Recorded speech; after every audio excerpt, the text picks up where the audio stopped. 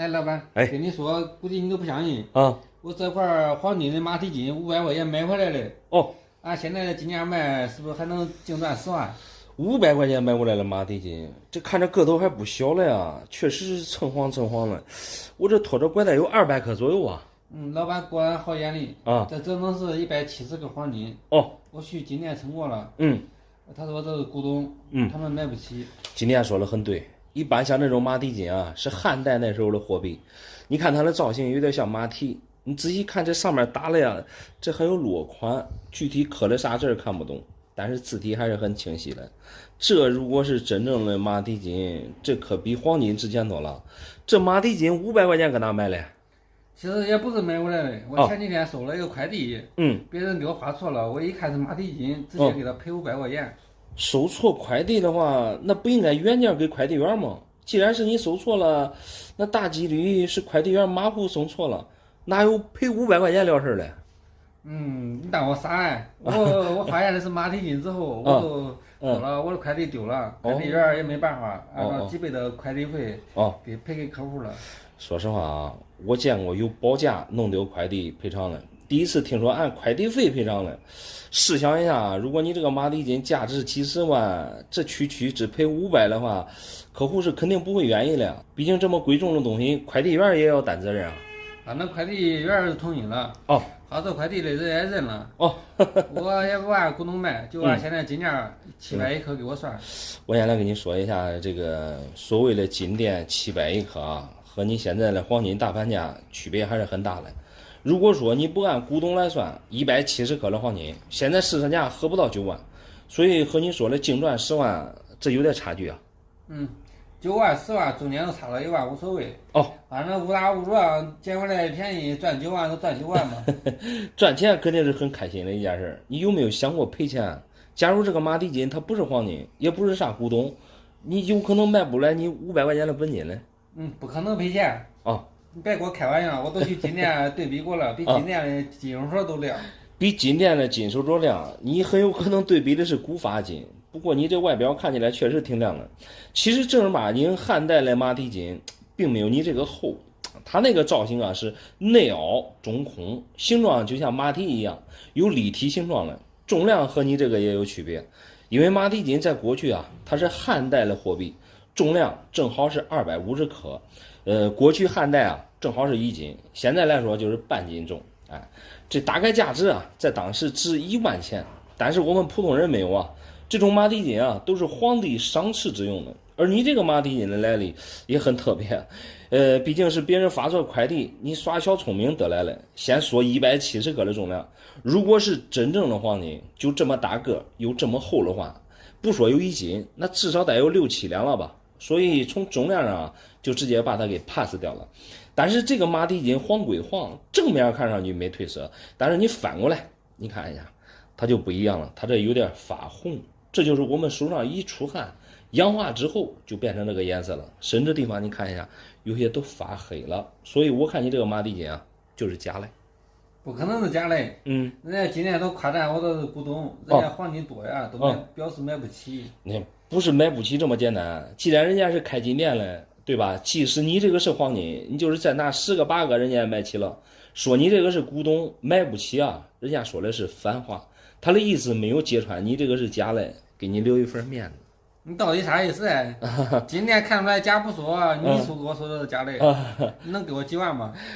假的肯定是值不了几万了。你想想，快递里边装的东西，只让你赔500块钱，人家都不追究了，咋可能是真的呀？你这耍聪明啊，想净赚10万，说实话，这都是自欺欺人啊。马蹄金给我拿过来吧，我看你啥都不懂，我也不卖了。好吧，你再转转。我这个朋友平时可小气啊，咋了？昨天我去他家喝酒，走错房间了，到他书房一看，乖，桌子上摆了几十根金条，我感觉这绝对不是真的。你这绝对这个词儿啊，用的不太好。现在有很多有钱人都比较低调，你这个金条拿在手里边，你看沉甸甸的。从器型上来看，这金条虽然说样子不太好看，应该是个人直接熔的，但是它这个含金量还是可以的。7青8黄9紫10赤，这个金条的含金量绝对是赤金。你这随手给人家拿过来一根，你这可不是朋友所为啊。你这话说的，把我当真呀？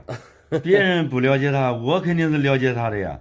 我拿这根金条就是要揭他的老底儿，让他没钱，别找大款。你这个未必对你这个朋友了解啊。这个金条含金量是没问题，刚才就跟你说的很清楚了。还有就是作为朋友啊，不应该相互帮衬吗？你这怎么搞得跟仇人似的？仇人倒谈不上，也算是损友吧。我感觉这金条不可能是真的。平时你给他借1万块钱都没有。他都是跟着别人蹭吃蹭喝的那种。他家里如果真有几十根这种金条的话，那你这个朋友绝对不是普通人。像你说的，平时他连1万块钱都没有，很有可能啊，他这是不想露富，做人比较低调吧，怕别人给他借钱。反正我们每个人的生活习惯都不同吧。那估计他就是怕别人给他借钱。上次借我1万块钱还分期，现在还欠我7000块钱嘞。正好这黄金给他卖了，算给我抵账了。虽说你拿过来的这个黄金不假，但是你这贸贸然的卖了抵账是万万不可的。首先啊，在恁朋友不知情的情况下拿走啊，视为窃，这种方法不可取。另外啊，他虽然说借你1万块钱，但是还弄个分期还，还差7000没还完，确实有钱不还，还挺不地道嘞。最好啊，你是直接给他要钱，别变相的卖这种东西。你这话说的我有点不爱听。咋？说实话，如果这根金条是真黄金，我就想给他上一课。除非是过去的老古董，这绝对不能乱卖。古董黄金倒是谈不上，一般过去的古董黄金啊，和这个形状差不多的是民国的大黄玉、小黄玉。大黄玉是重10两，小黄玉是重1两，还有5两的长条，形状和这个有所差异。过去的古董金条啊，上面打的都有钢标，上面标注了有商号的名字，还有它重量之类的。虽说各式各样吧，但是给人的第一感觉啊，对吧？比较正规。它不像你拿过来的这个，这一看啊，它这都不是正规军，从器型上看明显不成形。一般啊，像这种金条都是个人用最简易的方法熔成的，你看上去没有任何美感可言。而且从金条的颜色上看，它也不是过去的。过去的古董金火气没有这么明显，尤其是它这种称量的，这一看啊，就是现在标准的3个9的黄金。你别说卖了，你这忽然间给他拿出来一根，就相当于是给他上一课了。你说的也对，他平时也挺小心眼的。对，如果真是黄金的话，肯定能值个1万块钱。昨天喝多了也就算了，今天发现少一个，他该伤心了。对，几十根金条，他既然放到桌子上，肯定是没事的时候喜欢把玩，数量肯定是天天数。这忽然间发现少一根，肯定也着急。这我拖着重量得有200多克，不显山不漏水的，这有10几万的价值嘞。